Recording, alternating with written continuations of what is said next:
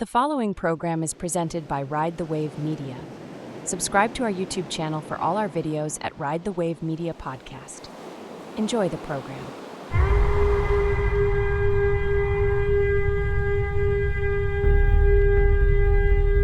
Go. Laydee Jay, I love your shirt. Oh, thank you. But first, let me thank God. What are you thankful for right now? Listen, it's so small, but I'm thankful that I'm able to get up and have my lemon ginger tea in peace. Yes. Just, I'm a mom, so those just a moment of peace. This right here, without someone tugging on me or asking me a question, is life. And Yeah. nobody really appreciates those moments where you can enjoy a drink and enjoy it, be able to think that enough to enjoy it. Yeah. Yeah. I So love that's to, your sometimes I think about just how lucky we are as humans right now, because yeah. like you said, it's a lemon ginger tea, right? Ginger Uh-huh. is that's a spice that white civilization got from like India, right? So like Right. Right. we 150 years ago, 200 years ago, 300 years ago, you could not have ginger tea if you were in this part of the world. You would be like it was not available. Right. And so it's like the little simple things that we're grateful for that we sometimes take for granted are actually Yeah. like really, and even like I think about that glass, right? Like you didn't make that, somebody made that for you. Um, I'm here Right. enjoying coffee in a little mermaid mug. Of course. That is so on brand for So you. me, so me. And I didn't make this. Like this is a coffee. Coffee is like I didn't even invent the idea of coffee. Like somebody Right. a long time ago looked at some beans on a tree and they were like, you know what? I'll bet you if we fermented those beans for a while and let them sit in the sun and then Right. cut them into a bunch of pieces and then put hot water in them, it would be really tasty. Right. And I get to benefit from that, which I love. Or smell really tasty, but some people will not drink it. They will not They like the will not. coffee. Well, that's because coffee is wicked. It's what? Coffee's wicked. Oh, yeah. In my background, this is very sinful for me. Yeah. Yeah. I just sinned a little bit right there. A little more sinning. Is it because it like enhances your being or something? Does it have to do with the caffeine side of it Well, or? so it's kind of complicated. So they used to say that it was because it was for health reasons. But Mm, that's been pretty thoroughly debunked. And also, if you live in Utah and you see someone who's like not drinking coffee, but they have like a cup this size full of like yeah.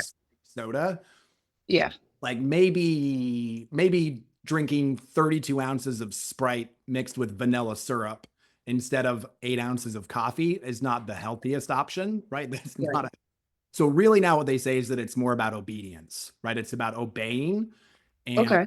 um, which is tricky for me because I understand the concept of like, oh, if you believe in a higher power, I understand the concept of sort of surrendering your will to that higher power. But I Right. also think that that can get really dicey when you put a person in between you and that higher power and you start obeying that person. Yeah. Yeah. Yeah. Yeah. Anyway, thanks for 100%. coming on the podcast, everyone. This is my friend Laydee Jay. Laydee Jay, do you want to introduce? Hello.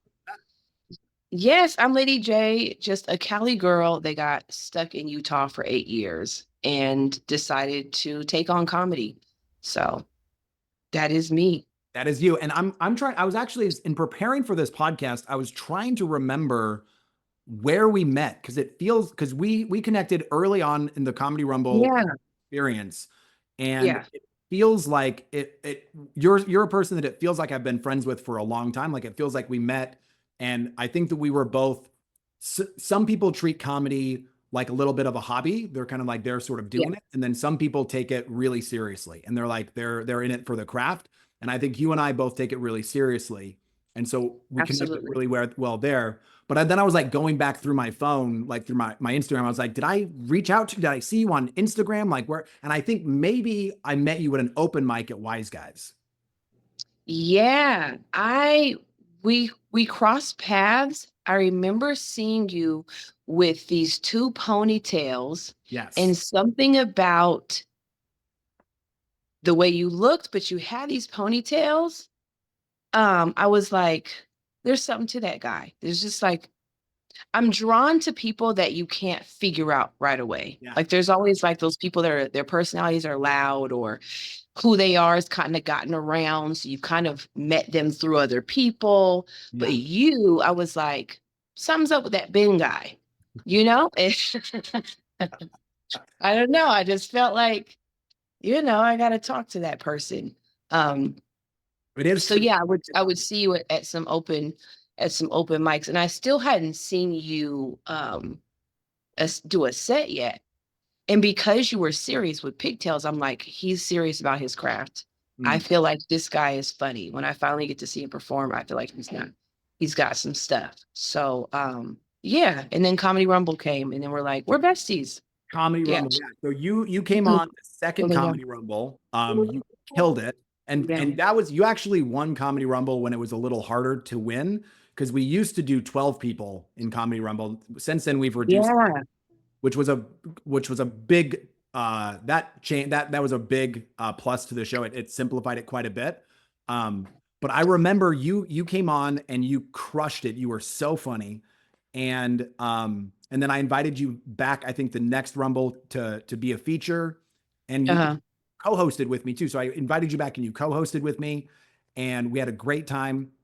I remember one of my favorite jokes of that is that they'd given us two chairs and one of them was shorter than the other one. And so I sat in the shorter chair and I was like, Right. it's like, Laydee Jay, this is my first attempt at reparations, which is I'm And sitting. I'm like, I will take it. I want to be clear. I We don't all think it's performed. not a very big step. I think we have a long way to go, but Right. I am willing to take the first step. And if that means Yes. sitting in a shorter chair, 100%. Yes, I love it. I'll take it. Any form of it, I take. Tell me a little bit about what your experience has been, kind of, because you've sort of seen the Rumble grow quite a bit. You've been on it several times. You were on our All-Star show. You featured a Yeah. lot. Talk to me a little bit about what you've enjoyed about the show, what you've sort of seen as the show has grown. Um,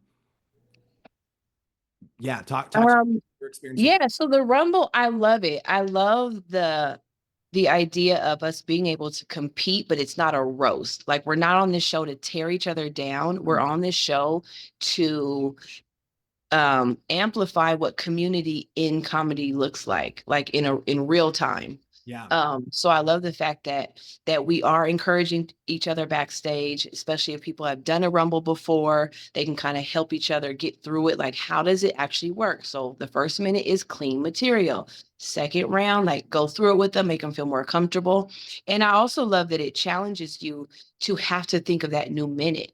yeah, That new minute, I don't know what it is, if it's just the minute, that time allowance that you get to have a banger. Because what happened on one of the shows I did with the All-Star show, we still tied. So I yeah, had to think of something else, that just a one-liner joke that would kill. So the Rumble challenges you as a comedian.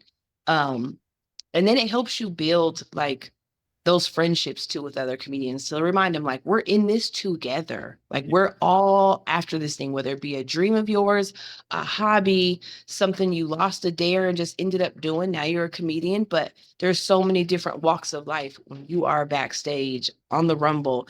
And it's just nice to see people who you can tell are serious at their craft and they're like, I'm on the Rumble because I want to get better. yeah, I'm on the Rumble because I do want to challenge myself. So, and then I too also enjoy that we're able to perform in front of full rooms. These shows sell out. So the crowd is different than an open mic that you would go to run your material. Now you have a full crowd to really test, okay, did this stick? Is this funny? Or was it just, yeah.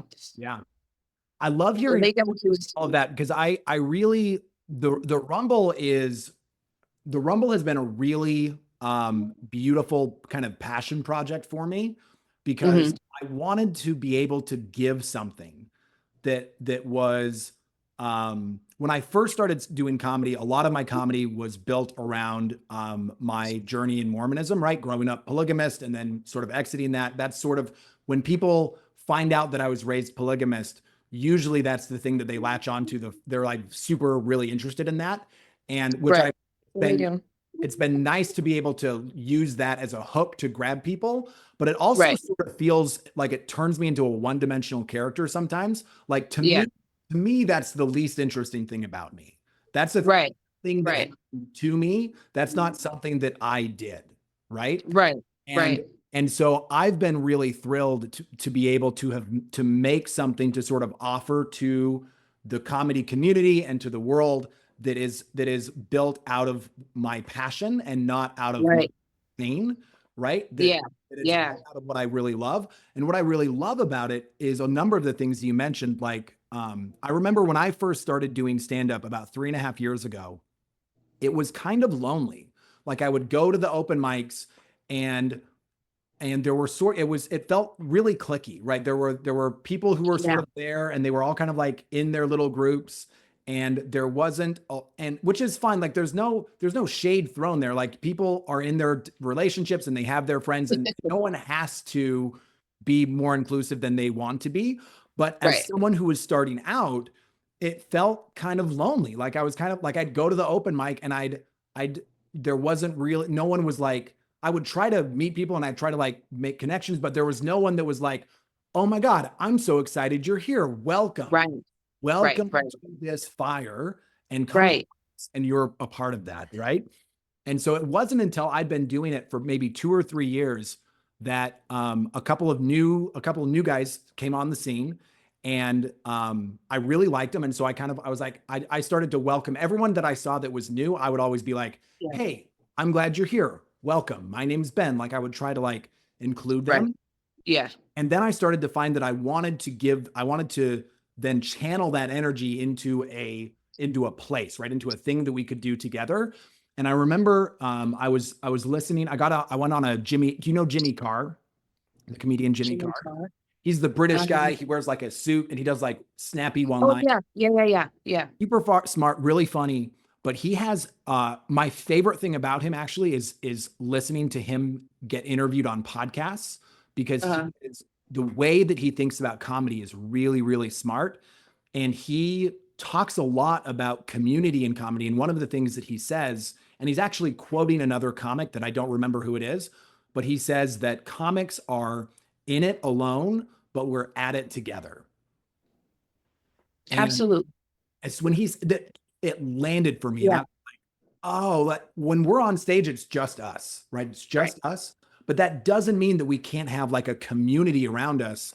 And so that's one of the things I've tried to do with the Rumble, is to say, look, you guys, if we're even though it's competitive, right? And the competitive thing, I think it just brings out the best in us. There's something about testing yourself against another person who's also excellent in Right. in a fun communal way that just brings out the best in you. Right. And also it's all in service of the show, right? We're all Yeah. doing this together. We're all creating this together. Right. Right. When you were talking about going to mics and not feeling like anyone's like, oh hey, welcome, making you feel welcome. The first year I was in comedy, I really didn't care. I was the pregnant Black comedian girl. So I just was on my grind. I hit every mic. I'm doing all the things. I didn't really focus on the community part of it. I just was out the gate running. But now when I go to open mics, what I do is, because it can be clicky. You got the groups. I just walk up to the table Yeah. and I just You're like, yo, here I am. yeah, I just find my place. Like, and then Yeah. I'm at that age range where I could tell by the conversations what age everybody is. And I kind of just mix in there. And it's so funny because I am the only Black female comedian right now. Well, there's Sham B too, but when I'm the only one in the room, it's funny to see who makes eye contact with me when they do make a racial joke, whether it be racist or not. I'm always the go-to. And because my ears, like I listen to everything, I'm already know what joke is told and I'm cued. I already know when they say it, they're gonna find me. but I'm right here. I'm already looking at you. Right, right. I'm waiting for the eye contact. And I But love, you know it better be funny. I don't care if it's racist. right. You And better be funny. is it funny? Right. And Is that, it funny? I think that, because I've, one of my favorite bits that I've seen is Andrew Schultz talking about times when it's okay to wear blackface. Okay. And what he says is, and he's talking to a black guy in the audience as he's doing it, and he's like, "Look, I'm not saying that we should do it all the time, but Mhm. if we're on Navy SEAL 6 team and we're about to go into the jungle, like, paint me up, bro." Like, and it's Paint me up. so Right. funny. It's so funny. And it does what I think is really magical about comedy, which is comedy allows us to sort of step into places that are highly charged and then dissipate that charge. But it Right. only works if we are skillful Right. and if we are, and I think if we have like an awareness, if we're big enough as a comedian to understand the full context. I think a lot of times Right. when if some of these young like 20 something white dudes are like throwing out racial jokes and then they're like looking at you to make sure that it's okay, like, oh, is mommy, like, am I in trouble Yeah. now? Yeah. That doesn't actually, because you're not doing it. You're not actually doing the work of, let's Right. actually address Yeah. the issue, right? Because there is racism, right? That is a Mhm. problem. There is system. It is a real thing. And so Right. should we be able to make jokes about it?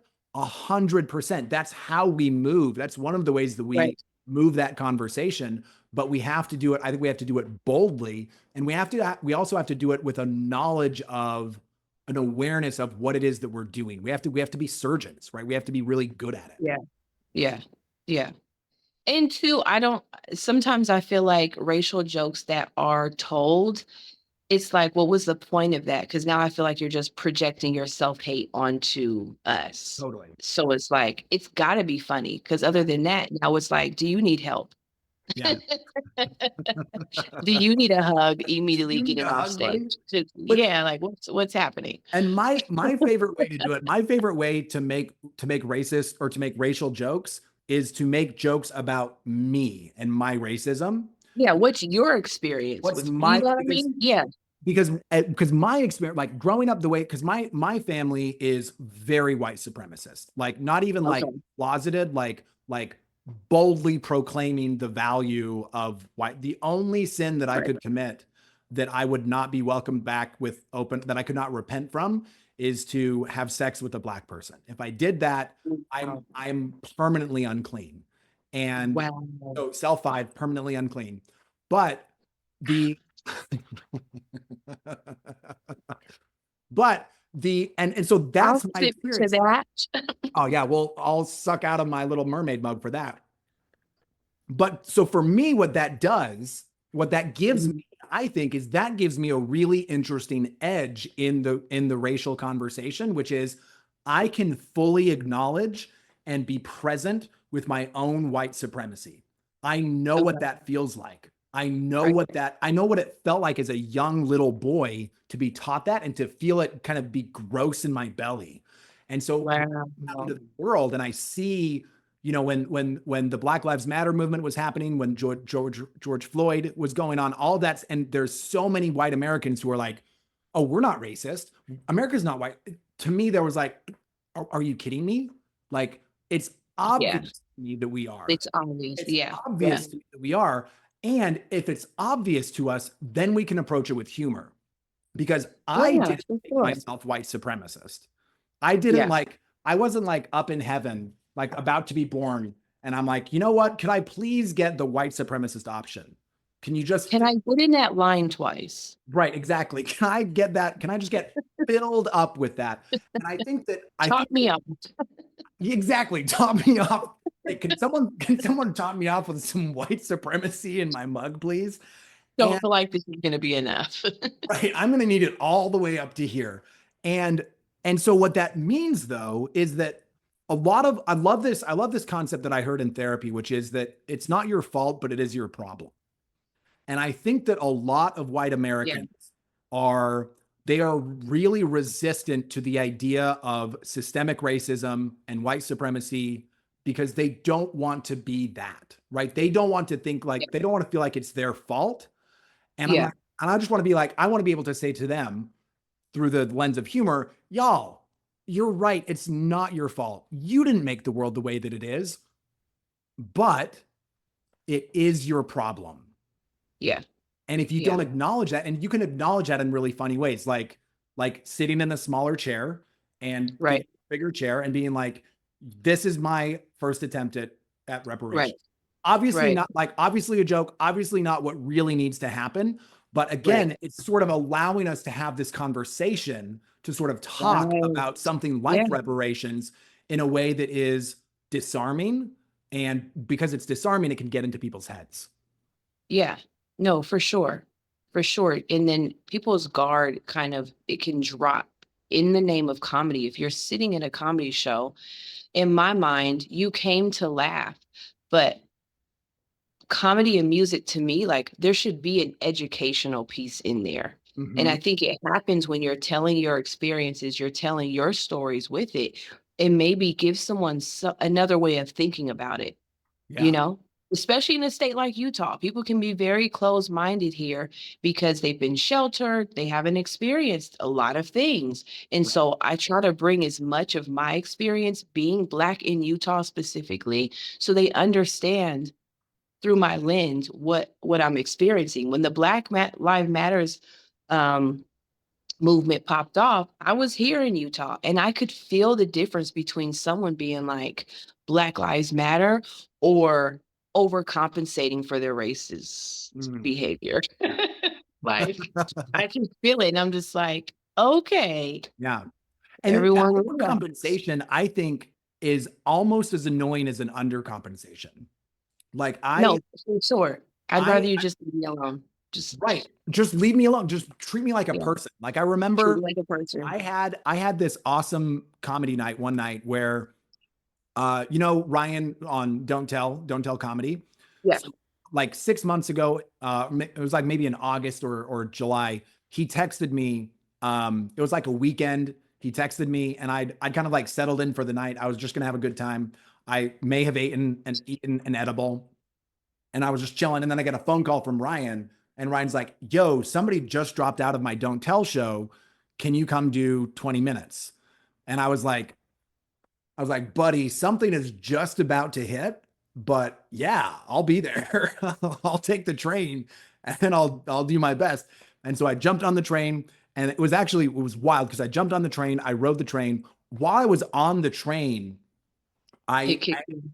and it kicked in on the train. So I'm sitting on the, so I don't know that I'm pretty sure this actually happened, but I was sitting on the train and this guy sits across from me and he's a Native American and he finds out that I'm a comedian. And so he's like, he does what all people do when they find out that you're a comedian, which is they either ask you to tell them a joke or they tell you a joke.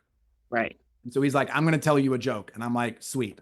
And he says, why did the white man go to the moon? And I'm like, I don't know why. And he said, because he heard there was land there.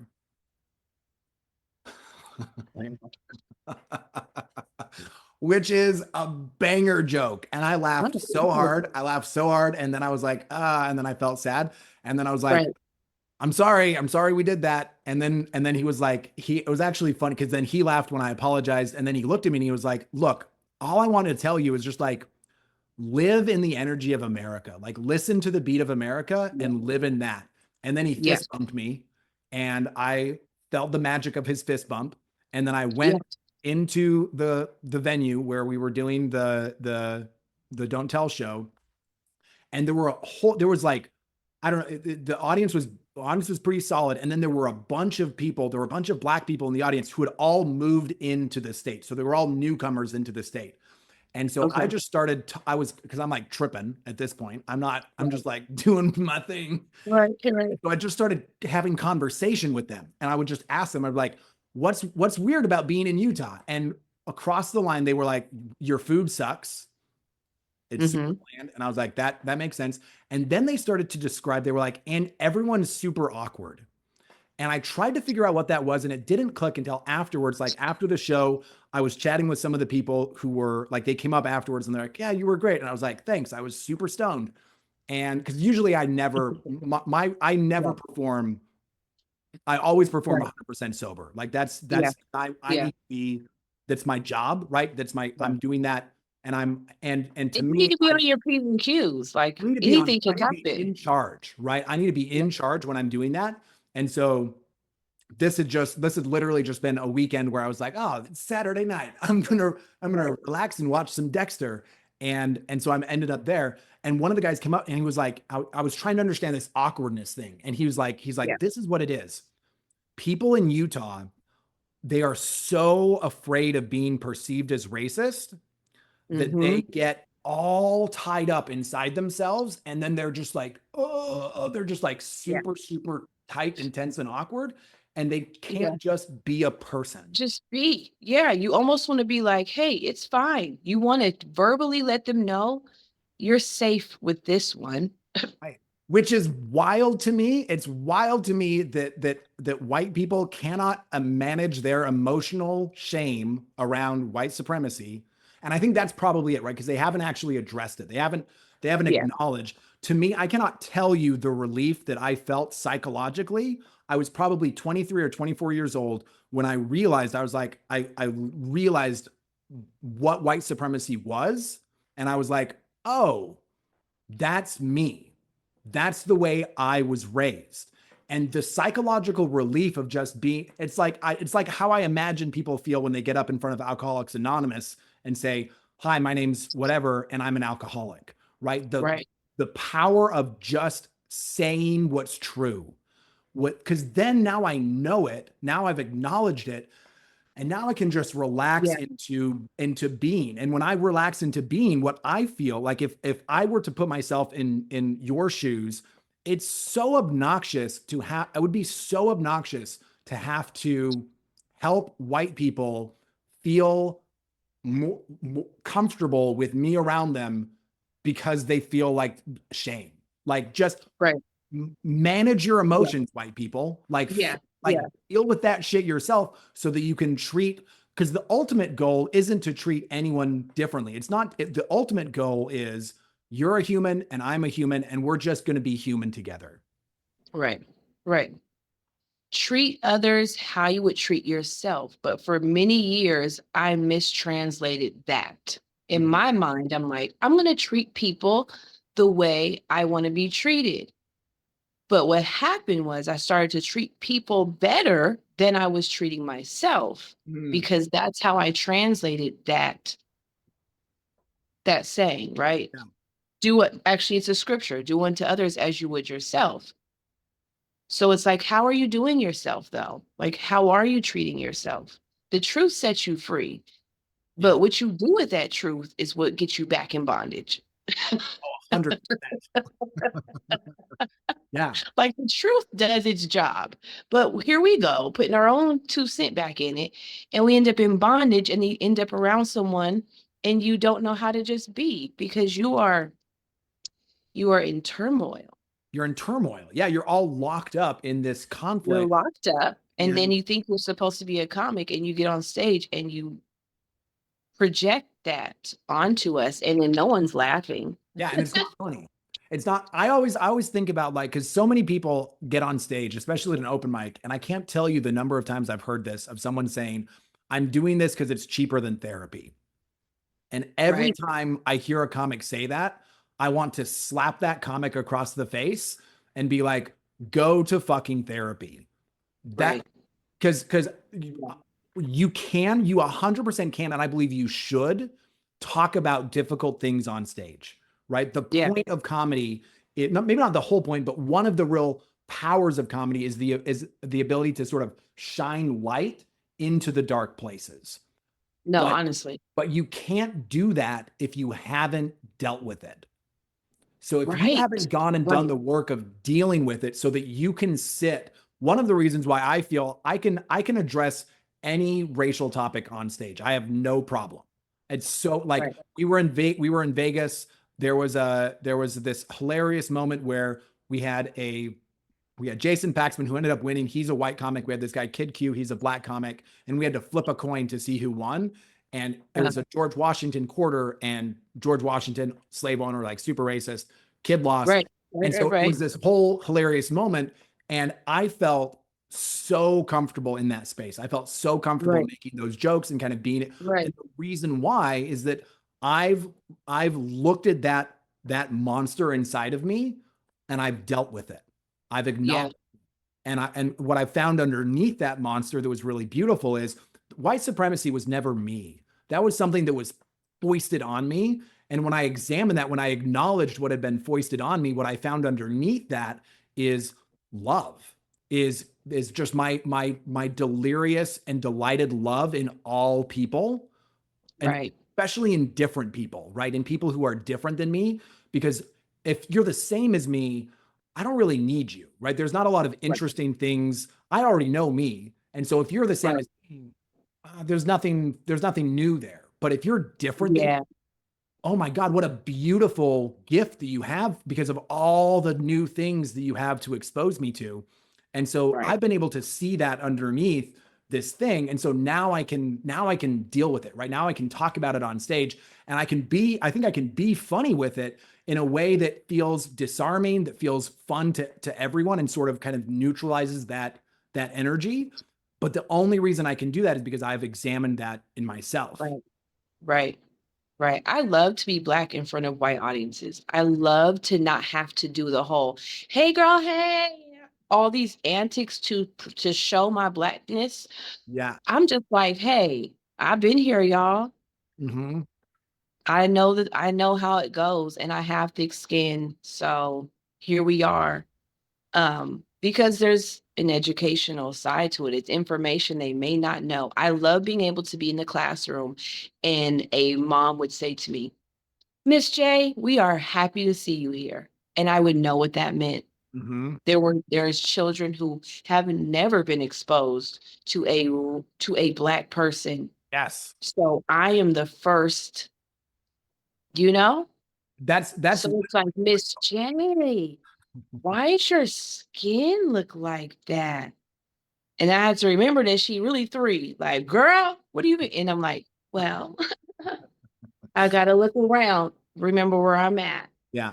Or and I would consider the fact that these children may have never seen a real Black person. So I'm not just coming to school next week with braids. I'm going to prep you. Hey, Miss J's coming to school with like a long Elsa braids, but a lot of them.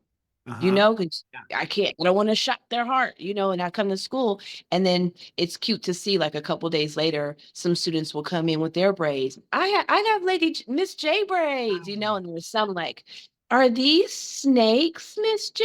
And it's like, that's not a snake in my hair. Go home and watch the Cosbys or something. I don't know. Again. I love it. And it really is just So, like, cause I mean, I think that especially if you're outside of Utah, it might seem strange but literally you could be a person's first Black person that they've ever seen. Like yeah, you kind of get it. You feel it. that is how white Utah. And so I grew up in Wyoming. I did not meet a person of color until I was like 19. That's crazy. I was 19 years old, and that was the first time. And part of that was because I was in a super insular group, but also it's just because in Wyoming there's not a lot. It's mostly white people, right? And in Utah it's mostly white people, and which is a real shame because I think that there's so much value, I think, in a diverse community, right? Having people who are different, being surrounded by people who are different than you but are engaged with you. To me, that's the dream.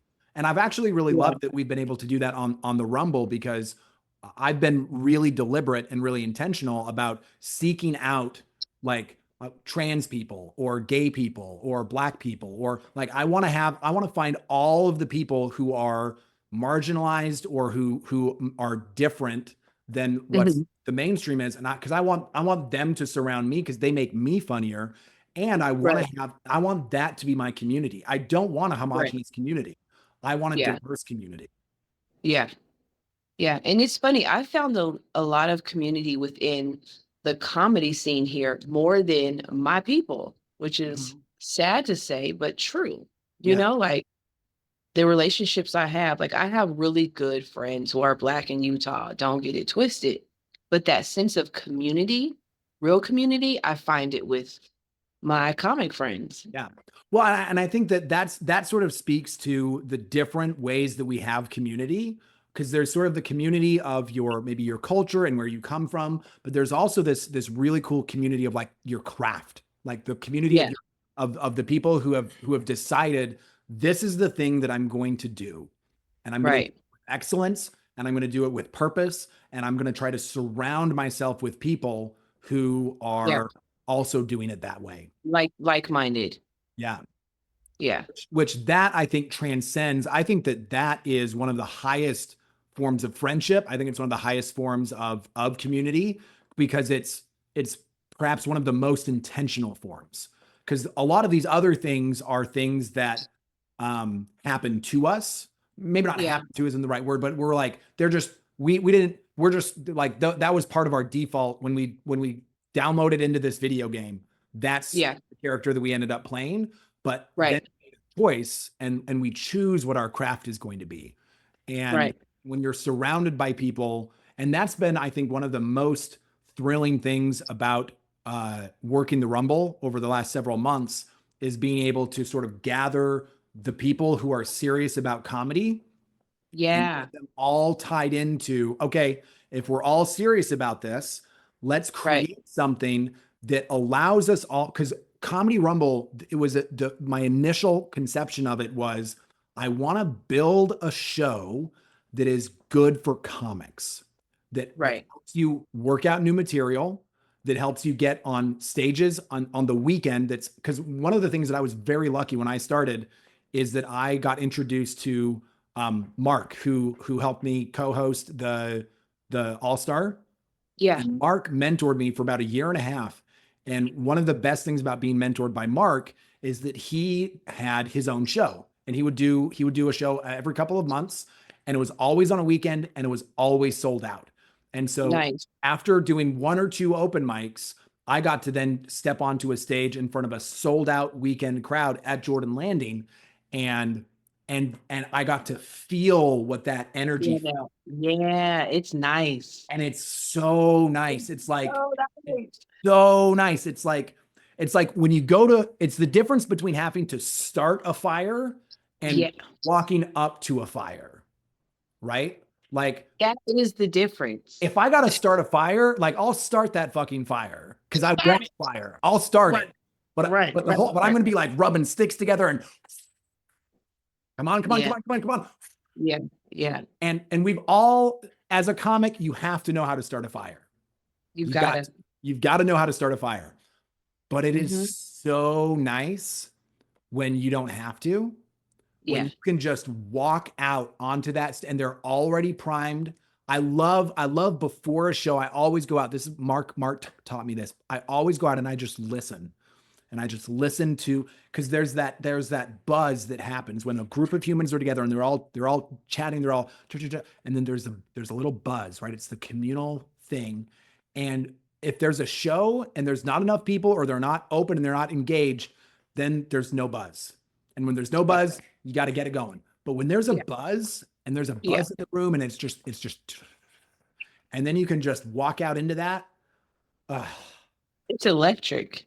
it is. It's elect. It feels really. It's electric. It feels sacred to me. It feels like one of the most sacred things that I ever get to do because I get to sort of step into the energy of other people, and they're giving their energy to me. They're trusting me with their energy that I'm going to do something positive with it. Right. And then I get to send some stuff out to them, and then I get a big pop, and then I gather that up.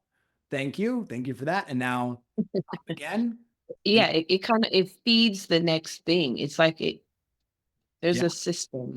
there's a system. Only. And then what I love about the Rumble is then because I headlined a couple weeks ago. I did a weekend in the Rickles Room, and it was fun. I had a good time. But I remember on the second day, on the Saturday, and the Saturday sold out. So it's a full crowd. We're having a good time, but I'm like halfway through my set, my hour, and I'm having fun. But as I'm doing it, I'm thinking, this would be a lot more fun if it were a Rumble. Like I found myself preferring the Rumble because Wow. there's a trade-off. There's like a give, there's like a I get it, and then I give it to you. And then Yeah. you do something, and then I take it back, and then I give it. And what I've found with the Rumble that I really love is because I've been on this journey with my comedy where the way that I would describe, I made a shift about in like August. And Mhm. the simple shift was, it's not about me. Before that, it was about me. How do I get my time? How do I get and not in like a super selfish way, but just I'm focused on my career and doing me and me and me. And then I was just like, oh, it's not about me. And as soon as it wasn't about me, then I get to be in the center of it. So when I'm on stage, I don't have to be the person that gets the best laugh. Right. All I care about is, do we get a good laugh? And so one of my Right. favorite things to do is I've started to get really good at this because I've been listening to the other comics, so I know what their style is. And so I'll start in those interviews, I'll start to set them up for a really funny thing. So Mhm. I'll give them a little setup, and I know that they can. So it's like we're playing volleyball, and I'm like, here you Right. go, here you Serve it go. up. And being able Yeah. to serve it up and then to see them stick it. And nobody knows that that's what I did. Nobody Right. knows that but I know that that's what I was doing. And I Yeah. know that if I do that, if I can set up all these other people to just crush, then there's Yeah. going to be this big pop of energy in the room. And that's what we care about, is that everyone gets that.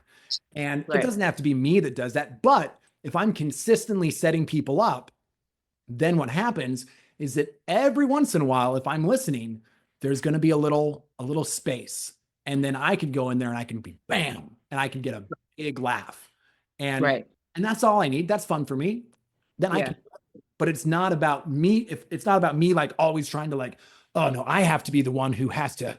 No, it's not about me. It's about how Yeah. can I set all these other people up, and if I set all these other people up, then I look good too because I'm there. Yeah, you're getting gifts throughout the night, and we're over here a nervous wreck, and you're just like, "Oh, look at him. Look at them. Aren't they having so much fun?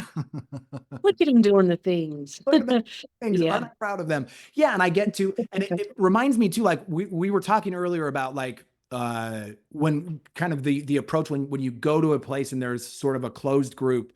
Like I think all the time about about giving and about giving energy. And the more energy you give, the more energy I seem to have, as long as it's a clean gift. It's not like, I'm gonna give you this, but I really need, it's like, and Yeah.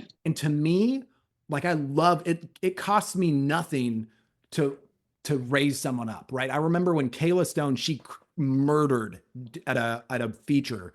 I think it was Comedy Rumble 7 or 8, and afterwards I was just I could not say enough good about her.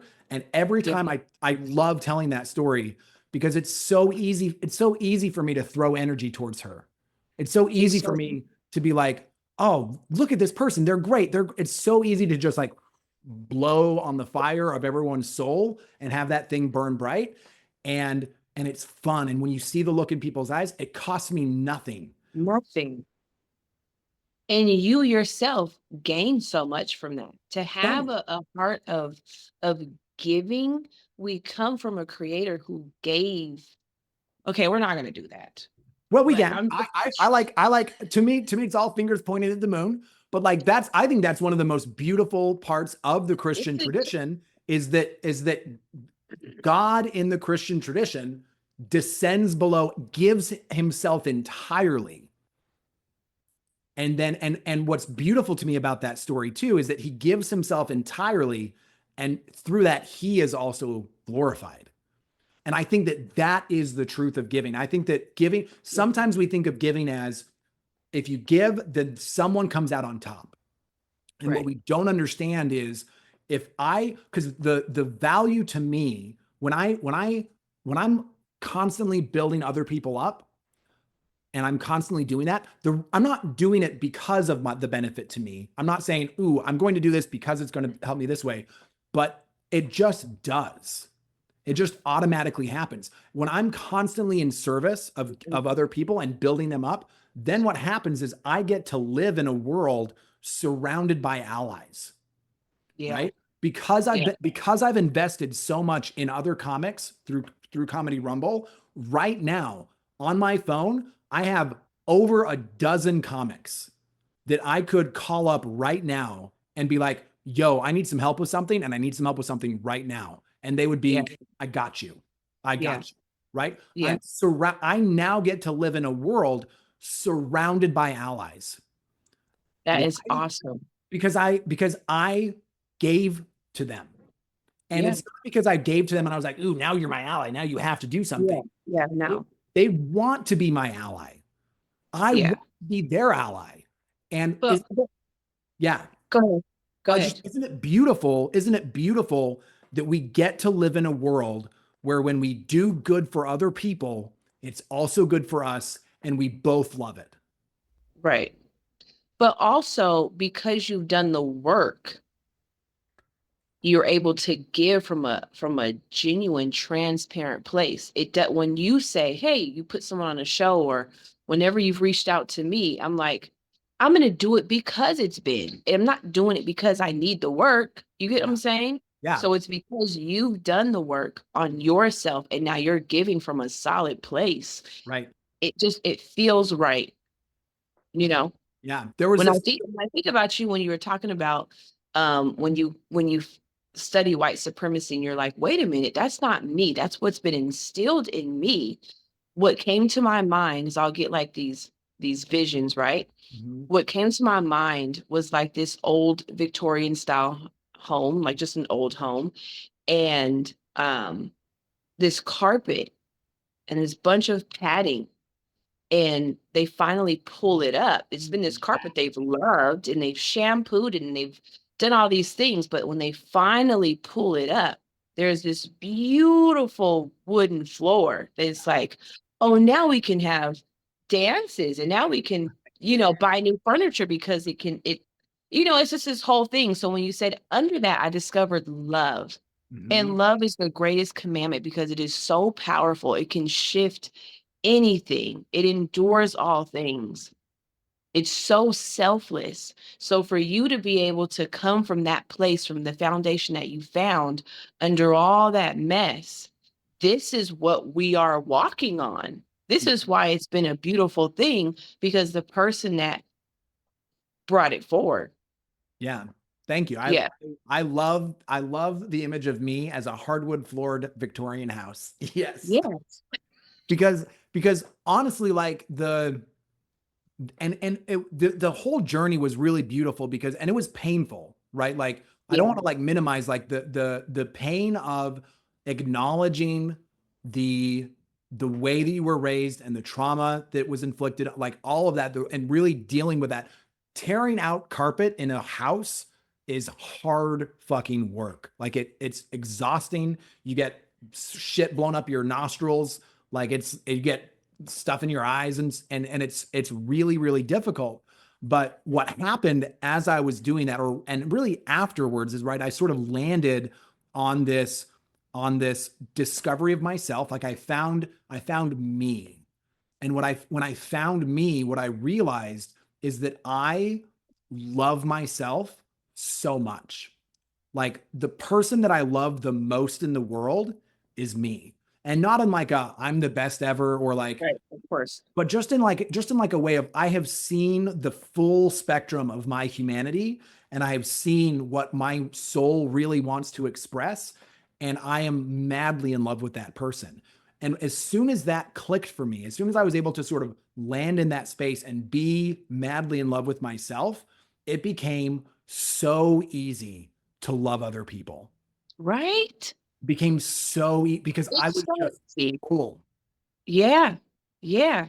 You want to just inject this, the love that you have for yourself, the confidence that you gain from discovering your true self, the freedom that you get to exude from being your true self. You want others to feel that. And then a shift happens because there's this moment when you discover yourself, where you're like, Oh, I'm that guy. I'm that girl. Like you Yeah. get this like, can't nobody tell me nothing type. My head is high. And then Mhm. you're like, well, hold on, because I don't want to project that. I also want people to see me as humble, but I want them to understand that I know who I am. Right. Yeah. Right. So there's that shift between, okay, let me not get too cocky, let me not pop Right. it too much. I want to lead with love, and they trust that I'm leading with love from a genuine space. Um, because that self-righteousness I've had to keep in check. It's like if I see someone that is maybe struggling in an area and I'm not compelled to compassion for them, if I look down on them, that's a check engine light for me to be like, what's going on with you that you didn't feel compassion towards that person, that you Mhm. didn't want to say, hey, Yeah. let's have a conversation. Yep. Yeah. I love So that. even by comedy, when I walk into a room, not even knowing that maybe I'm the person they think is the vet, is the professional. I'm a baby. I've only been doing it 3 years. So when I'm in a space and other comedians have done it 6 months, a year and a half, I no longer feel like, oh well, I'm just gonna sit here and do Yeah. my thing. I'm like, so tell me, I'm here to help. I'm here to help. I'm here to learn. However, I think that however, all the time, right? Where, cause I'm also very sensitive of, for the rest of my life, I will only ever be myself, and I will yeah, only ever be myself boldly and powerfully. And right, there's enough space in my world for me to be as big as I want to be. And I am a king among yeah, equals. I am yeah, surrounded by powerful beings, right? yeah, Every human, every human is so brilliantly powerful and create, yes, and they have their potential is, if you imagine the worst person on earth, right? Just the shittiest human on earth. If we mhm, found that person on Mars, we would go batshit crazy about the incredible life that we just found on Mars. right, Every person is that. And if I can sort yeah, of be in this space of, I'm just going to be me, I'm going to be my big, expressive, bold, yeah, powerful self, and there's space in my world for you to do the same thing. I believe 100% that I'm the best in the world at some things. And one of those things is talking, right? yeah, I'm the best in the world at talking. But that doesn't mean that there aren't other people that aren't also the best in the world at talking. That doesn't mean right, there aren't other people that aren't also the best in the world at other things. And what I've yeah, realized too, fully seeing myself and fully seeing the things that I'm the best at, what I've also learned is there are other things that I am definitely not the best in the world at. right. And so that's why I need other people. That's Yeah, why I need your best where I I'm need lacking. your best, because Yeah, your best is going to come in and it's going to beautifully align itself with my best. And then we get to be this beautiful engine that works together. right, And that's right, what humanity is about, right? We are not, we right, have been fed a myth in America of the rugged individual, right? The person that just does it all by themselves. And that is absolute horseshit. No human in the history of ever, do you know what happens to humans who do things by themselves? They die. they burn out. Humans who are alone are dead. Yeah, Humans that are able to build tribes and communities, and that is where we are powerful. And I right. would way rather, I had this awesome experience because and I talk about this way too much because I have to, because when you go to Burning Man, you have to talk about it. It's the rule. You have to Okay. talk about it for the rest of your life. And so the first year that I went to Burning Man, I did it very much by myself. And everyone told me at the end of, I was with the camp, but I was kind of just soloing it the whole time. And at the end of the week, I had a banger week. It was super fun. And everyone was like, you won Burning Man, which I didn't know was a thing. But apparently it's just, if everyone votes in your camp that you won Burning Man, then you won Burning Man. So I was like, Then you yeah, win. Okay. I won Burning Man. And emphasis, I won Burning Man, right?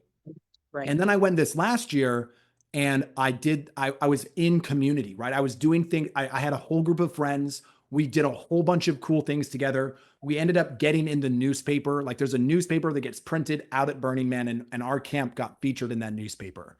Oh, And so nice. at the end of the week, I was like, oh, we won Burning Man. And what I Mhm. realized is it is way more fun to be part of a we than to Yeah, be an I. It is right. so much more fun to win things with people than to win things by yourself. Right. Because then you like when you get to that moment, like I think about the moments when the rumble is like popping off and the energy's really great and I'm on stage and I'm not by myself and I'm looking around and there's someone right here and then there's my co-host and then we've got Becca trying to get up the stair, like, and we're a team, we're part of Right. this community, and we're all doing, none of us did this by ourselves, we all did this together, and Right. that is so much more fulfilling than Right. I did this, you know? Yeah. Yeah. Because then it's like, okay, well, what are you going to do next? Right. What are you going to do? And then there's just this constant drive. And then eventually you flame out. Right. Yeah. Yeah. And what are, and again, I love that question. Because the opposite of what am I going to do next is what are we going to do next? And Yeah. we're, It's better it's, because it's almost like the marriage thing. Like, I don't, the 50-50. I feel like if I'm giving 100 and you're giving 100, neither one of us will be lacking. And yes. if ever there's a time where I don't have my 100 to give, let's say I'm sick, uh, and I can't give my 100, because you're giving 100, that covers us. Yes. But Hmm. it's like, "Well, I gave my 50. Well, where's your 50? Right. Oh, so we just gonna be halfway there because I can't give mine because all you giving is half?" Yeah. You know? 100%. So the back to the when you said when you're at Comedy Rumble, you like to listen. Um, I do that in a sense of within a team. I'll listen to conversations. I'll listen to what people are going through in their personal life, things they've mentioned, maybe a failed date, maybe a work issue, a new job they don't like. So I'm able to get around those same people the following week, maybe we're at a mic and be like, how was that date you went on? And they feel seen. They feel like, okay, now I can converse with Laydee Jay and it not feel fake. How does she remember I had a date last week? Because I pay attention. And because we're in this space, I value you. Hmm. Yeah. Why would I not? Because this is a space that I wanna thrive in. Why would I not value it? Which is why, whether it be an open mic, a 10-minute set, 20 minutes, an hour, I respect the audience. So I always try to come as best prepared. I don't wanna be fumbling with my phone or doing the whole, "Yeah, well, let's see what else I can talk about. What you guys wanna talk about?" I come Yeah. dressed because I just want people to feel good. You never know what it took someone in their day to get to that seat. From the time they purchased a ticket, what happened in their life that they were able to get in that seat? Give them a show. Hmm. Yeah. Make you don't even know what it took them to budget that money to purchase that $10 ticket, that $15 ticket. Give them a show. You don't Yes. know what happened in their day. Show up and have respect for the people who are here to see you because it's a we thing. Like Amen. you said, it's a we thing. And what I love too, as you were talking, what I sort of saw was when you're asking people, when you're remembering, oh, this you did this thing. Tell me about how that went, right? Really, what Yeah. we're doing is we're building the collective, right? We're investing in this communal culture, this in this environment that carries people, right? That Yeah. holds people. Yeah. And that is so good for everyone else, and it's so good for us, right? It is Yeah. so good for us as humans to be in communities that carry us, because we can't, this Yeah. life is so hard, right? The world Yeah. is so wild, things are so, especially right now, things are just batshit crazy, and we don't have, I think all the time about how little power we have to fix the big things, right? Who's Yeah. president? What's happening with Yeah. global warming? What all of these things, there's so little power that we have to fix those things. But Yeah. if I bring my energy back and if I look at the communities that I'm in, I can invest in those. I can raise those communities up. I can Yeah. build those communities so that they carry me and they carry everyone else that's around me. Right. Right. Which all goes back to your foundation, who you discovered under that carpet. It's love. Hmm. It's leading with love. Because I'm leading with love, I can say, oh my gosh, Jimmy, you put some product in your hair, your curls are popping tonight. Yeah. It's not about me and how thirsty I am or how hungry I am, and I just want to get this over with.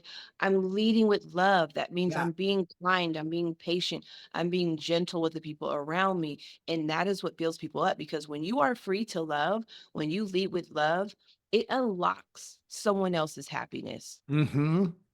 It Yep. can definitely do that. They could be in a moment of just despair or nerves, and when you come around and you do that thing that you do, you kinda see them relax a little bit. You kinda Oh, see them. Yeah, it definitely shifts the energy, and if everyone can just tap into that, but behind the closed doors, I think people are not really doing the work. They're stepping outside, they're putting on cologne and a nice outfit, and they're trying to cover up that dirt, and it's like, you move in a way that says you're bound. You're yeah. not fooling me, you're moving in a way that says you don't have the confidence that this outfit says you should have. Yeah. You got to do both. You got to So do the work inside. Oh my yeah, God. It has been, I love this conversation. I do want to respect our time. So I want to move us okay, to, I have two questions to wrap us up with. And there, okay, we talked a little bit about this before about this is an apocalypse podcast. I love the way you right, describe that, which is the curtains are closing, the yeah, curtains are going to raise back up. So the first question that I have is, as those curtains are closing, right, as this old world kind of comes to an end and this new world is being born, what right. are the parts of the old world that you hope we move off stage? And what are Mm. the parts that we want to bring back on stage for the new act? Um, for the old act, I wanna remove this this self-love movement because I feel like it's a slippery slope into being selfish and not really being concerned with what anyone else is going through, not having compassion.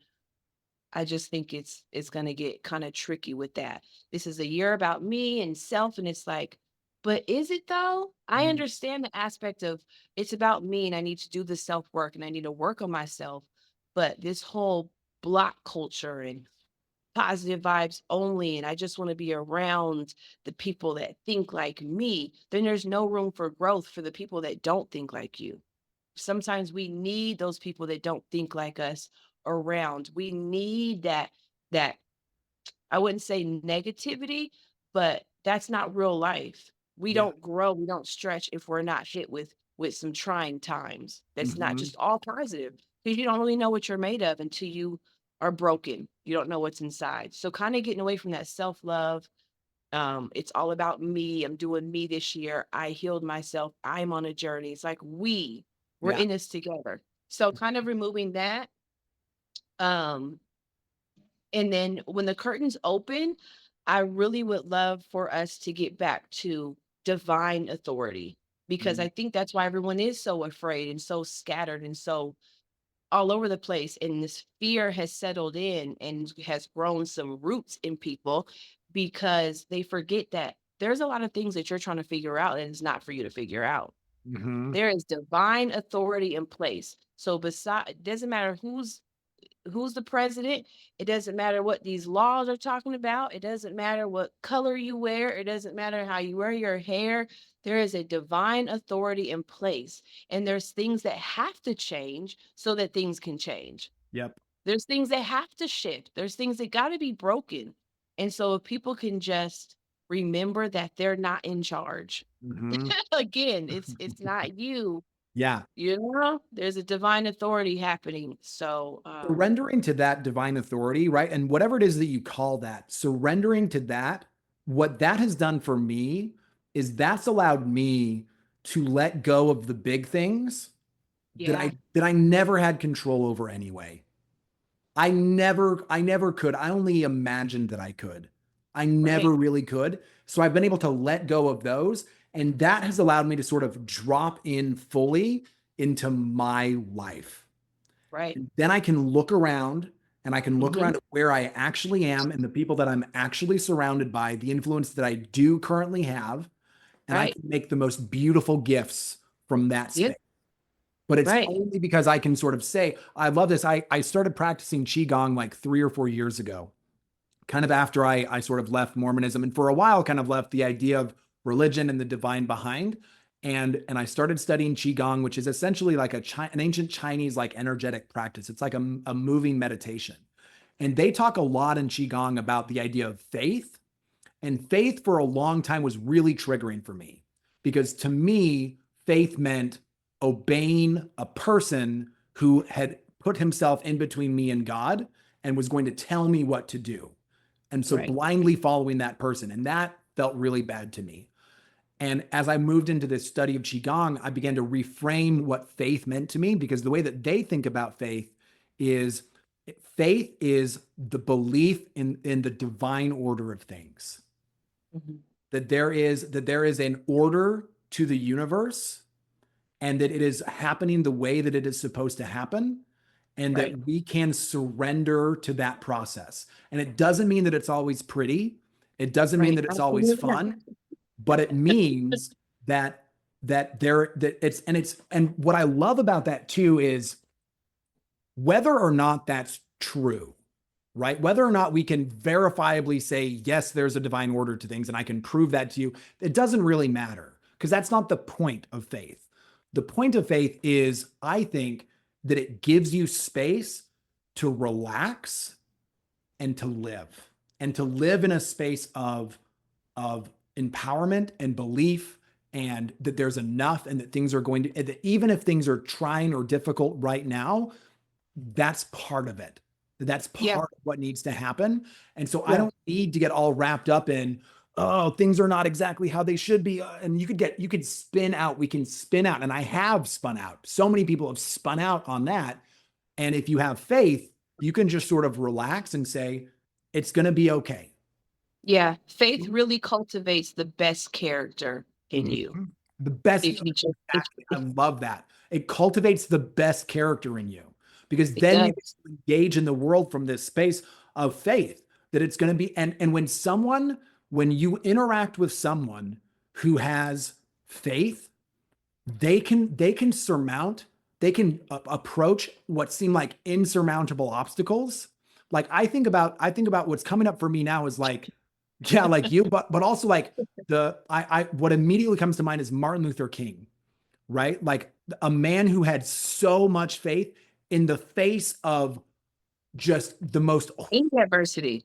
the horrific adversity, right? And he was able to walk in and he was able to inspire millions of people to walk into that darkness in total confidence. Right. Why? Because they had faith. And Faith. that's what we need, right? We need to be able to walk because we are facing some dark times. Make no mistake. Like Yeah. the world is it's going to be a little bit of a correction. And as it corrects, things are going to get a little bit gnarly. But if we Yeah. can walk into that darkness in faith and just like, we're Yeah. going to be okay. And I've Yeah. got you. And I've got you on my Yeah. right, and I've got you on my, and we're linked arms, and we are walking into this storm together, Yeah.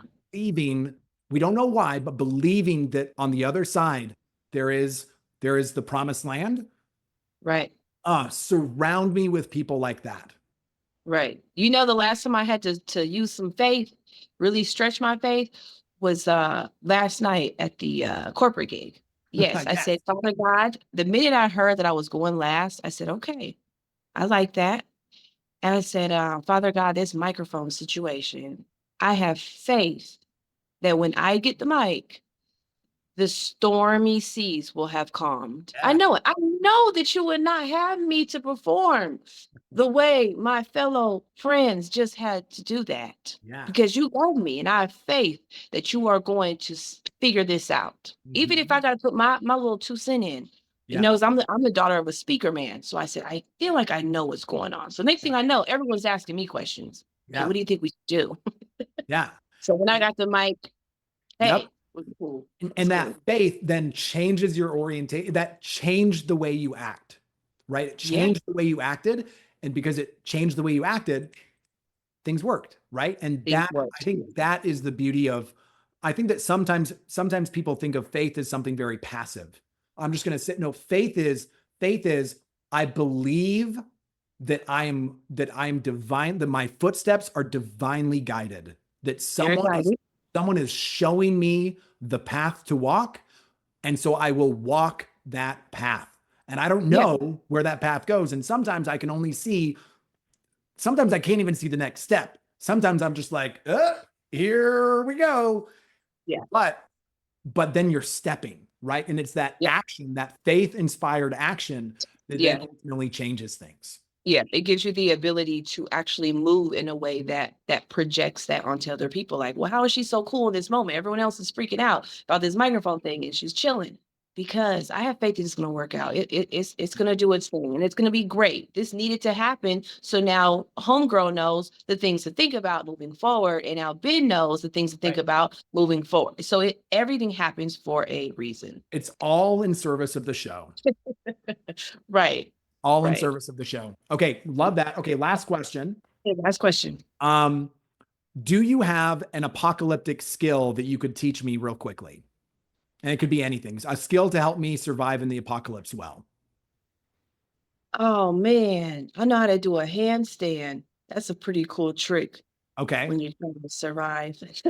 Talk to me about when I'm working on a handstand right now. What am I missing with Okay. it? Okay. Um, don't just come out the gate trying to balance. I learned how to do a handstand in the shelter. Okay. In the shelter, you're not worried about life. You're just chilling. So I had time to teach myself how to do a handstand. So for 3 days, I used like something like this, like a wall. Okay. And I just let my body have that support. Rest in the support. Feel how your body feels in that. And then eventually move away from that support. Mm, Once you feel your body how it's supposed to feel, straight up and down, and just do that, do that, do that. Strengthen your back, strengthen your core, and then inch away from that wall. Next thing you know, you're supporting yourself. I love that. I think that's such a great, that's like a great skill anyway. Handstanding in the apocalypse, super, super great. But also what you just described as like, do it first with support and then feel what that feels like. And I think what that kind of brings me full circle back to the rumble of that's what That's we're a whole nother hour of talking right there. it's Okay. a We whole had other a hour whole for word. sure. And it's also like that's what we're doing with the rumble, right? Is we're giving Yeah. that when if there's a sold out crowd and they're all popping and someone's brand new to comedy and they come up and they do a minute, even if they get taken out, they only get one round, but they get that feeling That of, feeling. oh, Right. this is what it This is feels. what I'm working towards. This is then they can do that in other places. Yeah, I love that. Right. Rad. Okay. Laydee Jay, if this is your time to promote you. So is there anything, where can people follow you? Do you have anything coming up about? Follow me at the real Laydee Jay. The spelling gets tricky, so I'm going to go through that. The real TheRealLaydee. Jesus, what is it? It's a lot. The real Laydee Jay. So LaYdeeJay. Mhm. So just find me on Instagram and that'll lead you down all the things, TikTok, Facebook. I'm a single mom and we are all artists. So we sell art. I have merch, Black in Utah. So if you just follow me on that page, I give you all the things. So you won't be lost. Once you find me, you'll settle in. You'll be good to go. Sick. And I do have some shows coming up. I'm hoping to fill up my 2025 calendar with out of state shows, but here in Utah, of course, I'm gonna jump back on some good old rumbles, some private gigs. Yeah, I'm kind of venturing into clean comedy, so it's gonna be new for me, but I'm excited. Awesome. And again, y'all, if you want to follow me, I'm the Fresh King Benjamin on Instagram, TikTok, YouTube. Also, Comedy Rumble SLC and Comedy Rumble Las Vegas on Instagram, TikTok, and YouTube. Woo. And coming up this Saturday, we've got the last Comedy Rumble of 2024. It's on the darkest night of 2024. It's on December 21st, the winter solstice at Oh 9 wow. o'clock on at Wiseguys. It's going to be super fun. So check that out. And then in 2 weeks on the 28th, we're doing our last Rumble in Vegas. That one's going to be super fun because it's going to be, we're calling it our Girls and Gays Rumble. So it's a lineup of girls and a lineup of gays. And so Oh it's nice. going to be sparkly sequins and I just Yeah. got nails painted for that. So Okay. I'm hoping that someone has like a sequin jacket for me to wear. It's going to be rad. I'll probably Right. bring my mermaid mug, Do it. obviously. And yeah, so the 28th in Vegas and the 21st in Salt Lake. And Laydee Jay, thanks so much for coming on. Thank you so much for having me, Ben. Yeah, absolutely. And everyone stay safe out there. Remember, it's the apocalypse.